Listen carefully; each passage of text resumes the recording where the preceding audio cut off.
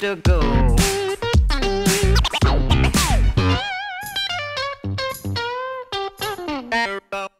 Cannes 2012. Cannes 2012. Petit bilan. Objectif atteint. Objectif de rencontrer des producteurs qui nous donneraient leur avis sur nos idées de film, nos 3 idées, hein, un court et 2 longs, et on a validé ça puisqu'on a vu 2 producteurs, 2 professionnels, 2 personnes bien établies dans l'univers du cinéma qui nous ont reçus, ont accepté de passer du temps avec nous, entre une demi-heure et 1h30 quand même, Ouais.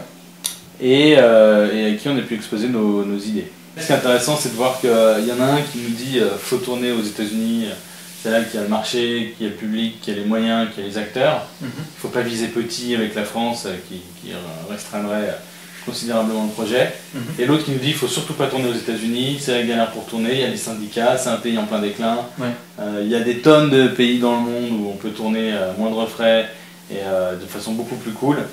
Donc ça c'est drôle. Oui, c'est vrai qu'on est passé en 10 minutes d'un discours pro-américain, en tout cas pas forcément pro-français, à un autre discours qui était carrément anti-américain. Il ne faut pas aller tourner là-bas parce que c'est de plus en plus dur, de plus en plus compliqué. Le rêve américain tel qu'on le conçoit nous, tel qu'on pouvait le concevoir, en tout cas c'est pas ce que Marc en tout cas voit aujourd'hui.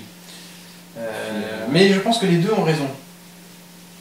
J'ai l'impression que les deux ont raison.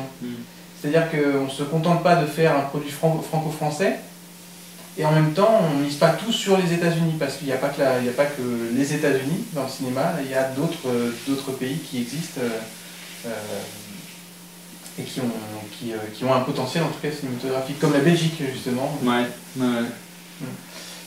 c'est vrai. Donc ça veut dire que ça vaut le coup d'élargir nos perspectives, et après c'est vrai que ça dépend aussi du projet. Sur le projet de court, il n'y a aucune nécessité à le faire aux États-Unis. Le premier projet de long, Spin City, on avait tout intérêt à le faire aux États-Unis, mais je pense qu'on avait mal pitché. Et le deuxième projet de long, qui n'a pas de titre, on peut le faire n'importe où. On peut le faire n'importe où, donc on va d'abord essayer de le faire, tout faire en sorte pour que ça se fasse, et en fonction de ça, on verra où ça se fait le mieux, quoi.